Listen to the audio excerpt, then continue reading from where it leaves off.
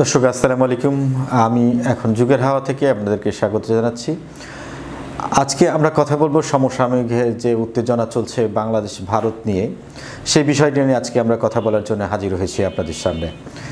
যে সম্প্রতি ইসকনের যে ধর্মীয় নেতা চিন্ময় দাস গ্রেপ্তার হওয়ার পরে বাংলাদেশ এবং ভারতের যে উত্তেজনা তৈরি হয়েছে, সে বিষয়টা নিয়ে আজকে কথা বলতে এসেছি। এবং ভারতের মিডিয়াগুলো যে বাংলাদেশের জনগণ এবং সরকারের বিরোধী যে সব প্রোপাগান্ডা এবং গুজব ছড়াচ্ছে, আমরা সে বিষয় নিয়ে আজকে কথা বলবার জন্য আমাদের স্টুডিওতে একজন গুণী মানুষকে ডেকেছি। তিনি হচ্ছেন লেখক লিটন আব্বাস। আজকে আমরা তার সাথে কিছু এই ভারত বাংলাদেশের যে কূটনৈতিক সম্পর্ক এবং যে সম্পর্ক টানাপোড়েন চলছে সেটা আসলে কোন দিকে আগাচ্ছে, আমরা সে বিষয় নিয়ে আজকে আমরা কথা বলবার জন্য লিটন আব্বাসকে আমাদের স্টুডিওতে পেয়েছি। আমরা এখন কথা বলবো লিটন আব্বাসের সাথে।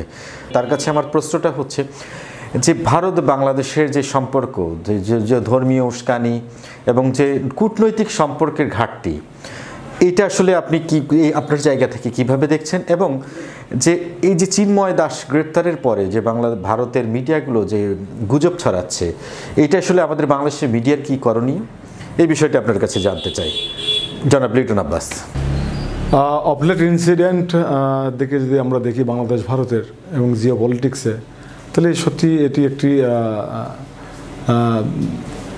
প্রেসিডেন্টাল ইনসিডেন্ট।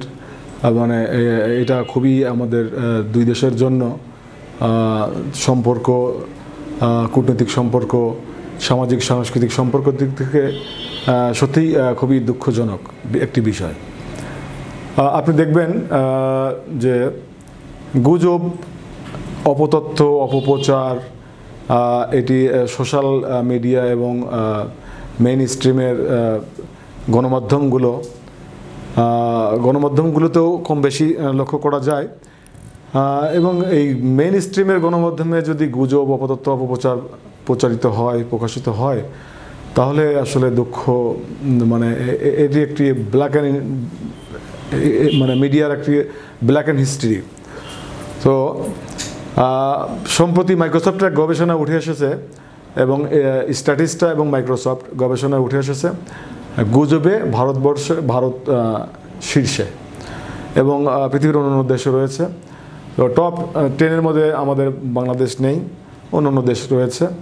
এই গুজব আমাদেরকে প্রথমত পরিহার করতে হবে। যারা সত্যিকারের দেশপ্রেমিক, দেশ ভালোবাসে, প্রত্যেকের দেশকে ভালোবাসবে, এটাই স্বাভাবিক। কিন্তু আরেকটি দেশের প্রতি বিরূপ আচরণ, বিরূপ প্রতিক্রিয়া বা উস্কানি বা কোনো কিছু ঘটলেই সংখ্যালঘু, সংখ্যাগরিষ্ঠ এবং যে রাজনৈতিক ফায়দা, দাঙ্গা ফ্যাসাদ বাঁধানোর যে প্রক্রিয়া, আমরা সেই ব্রিটিশ ভারত থেকেই আমরা দেখে এসেছি যে এক ধরনের সংখ্যালঘু, সংখ্যাগরিষ্ঠ প্রান্তিক গণমানুষের সাথে ধনিক, বণিক, সৈনিকদের সাথে সাধারণ মানুষের যে একটা ক্লাস এবং একটা দূরত্ব বজায় রাখা, এটি একটা রাজনৈতিক ফায়দা এবং স্বার্থ হাসিল ছাড়া কিছুই নয়।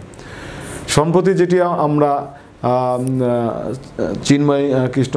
চিন্ময় দাস, যিনি ইসকনের একজন ধর্মীয় নেতা, তার গ্রেপ্তারের মধ্য দিয়ে যেরকম করে প্রতিক্রিয়া দেখলাম ভারতে, সেটি অবশ্যই ভারতবর্ষের যারা সুশীল এবং যারা সত্যিকে আপহোল্ড করেন, বিহোল্ড করেন, তারা নিশ্চয়ই তাদেরকেও ব্যথিত করবে যে যেরকম করে ভারতের মেন মিডিয়ারও দু একটি গুজবে তারা পা দিয়েছে এবং প্রতিক্রিয়া দেখিয়েছে।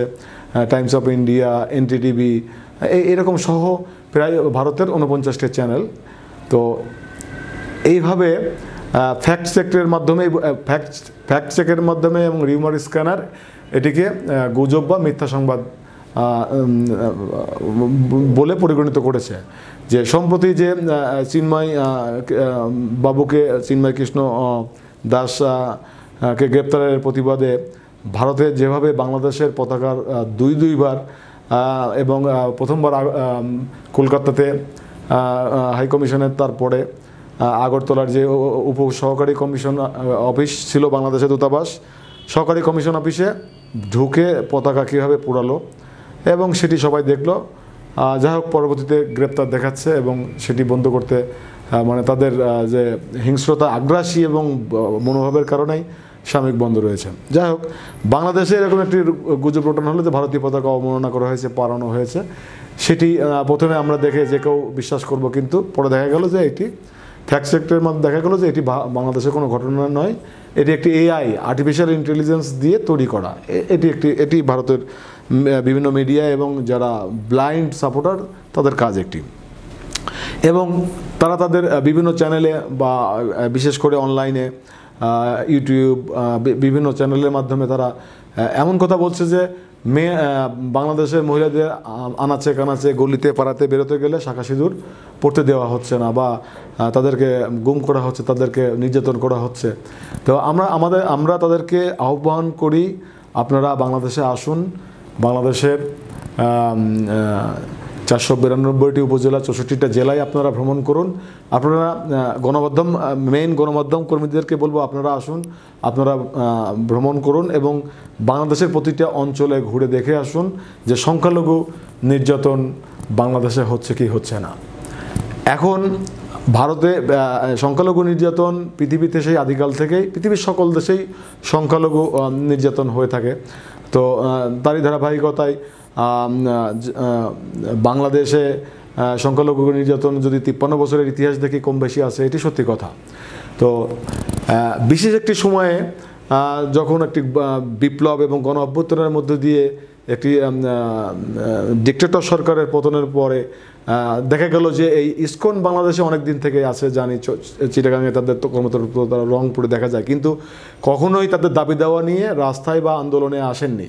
কিন্তু এই 5ই আগস্টের পরে আন্দোলনে মানে দাবি দেওয়া করছেন, আসতে পারে 5ই আগস্টের পরেও স্বাগত, অনেকেই তাদের দাবি দেওয়া নিয়ে আন্দোলন করছে, সুন্দরভাবে আন্দোলন করতেই পারে, কিন্তু আন্দোলনে যে অহিংস আন্দোলন করতেই পারে, কিন্তু সহিংসতা ছড়ানো, এই যে একজন আইনজীবী আদালত প্রাঙ্গণে মারা গেল এই চিন্ময়বাবুকে গ্রেপ্তারের প্রতিবাদে, তো এই যে কোনো মৃত্যুই মর্মান্তিক, পৃথিবীর সকল মৃত্যুই মর্মান্তিক, যে যাকেই করুক কোনো মৃত্যুই কাম্য নয়। তো ভারতে এই যে তারা তাদের নিজেদের দেশের যে সংখ্যালঘু নির্যাতন, মুসলিম কমিউনিটি আমি বাদ দিলাম, উত্তরপ্রদেশের দলিত সম্প্রদায়,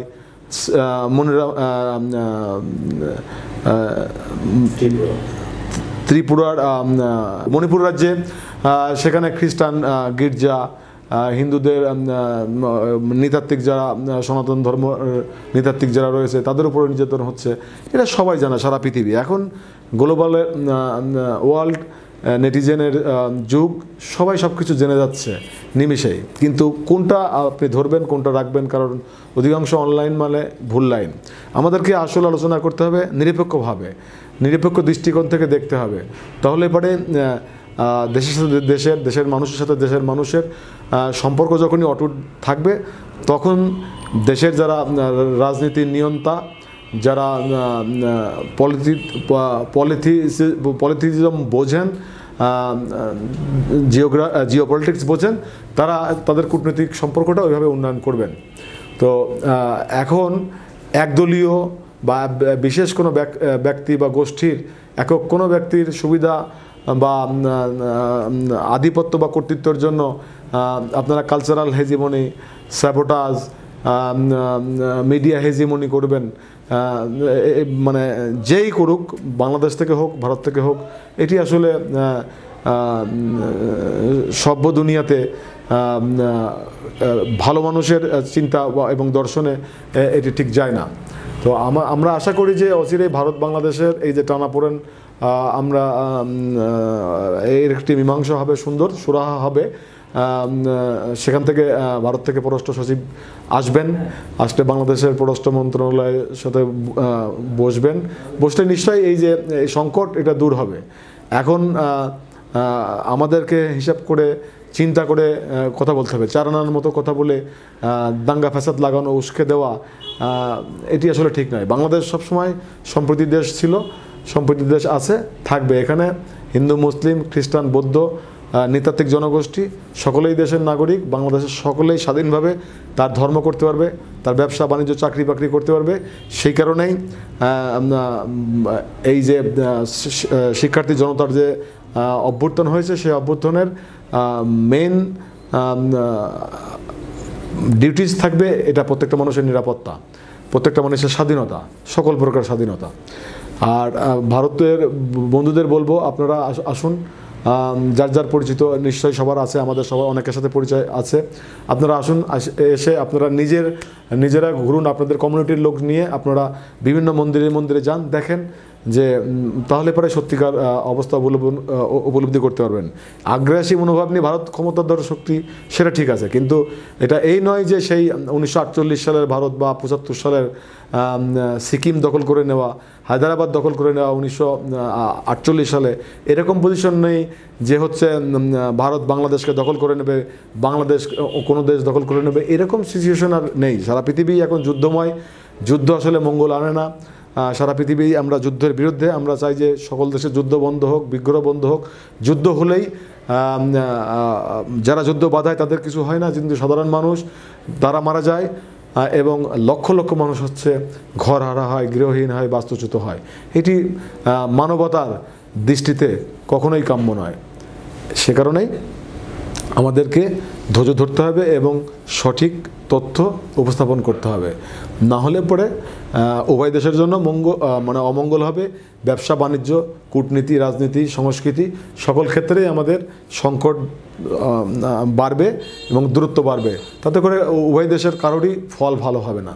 আমরা আশা করি যে সবাই বাংলাদেশেও আমাদের যারা রয়েছে, ভারতের যারা রয়েছে, সবাই মিলেমিশে সুন্দরভাবে প্রতিবেশীর সাথে প্রতিবেশীর যেরকম সুসম্পর্ক থাকে সেরকমটি যেন হয়। কেননা ভারতের উদ্দেশ্যে একটু অনুরোধ করেই বলতে চাই যে তাদের প্রতিবেশী ভুটান সরে গিয়ে, ভুটানের সাথে সম্পর্কের টানাপোড়েন, নেপালের সাথে টানাপোড়েন, শ্রীলঙ্কার সাথে টানাপোড়েন, মালদ্বীপের সাথে টানাপোড়েন, এবং আর পাকিস্তানের সাথে তো তাদের চির বৈরিতা, চীনের সাথে টানাপোড়েন, চীন ভারত সীমান্তে, বাংলাদেশের সাথে যে মধুর সম্পর্ক ছিল, আশা করি সেই সম্পর্কটা সমানে সমানে মর্যাদাপূর্ণ, বন্ধুত্বপূর্ণ, একে অপরের প্রতি সম্মান শ্রদ্ধা বোধের জায়গা থেকে এবং কূটনীতির জায়গায় সমান হিসাব জায়গা থেকে উভয় দেশের সাথে ডিল করে তাদের শাসন এবং রাজনীতি, অর্থনীতি, কূটনীতি সব কিছু সচল রাখবেন।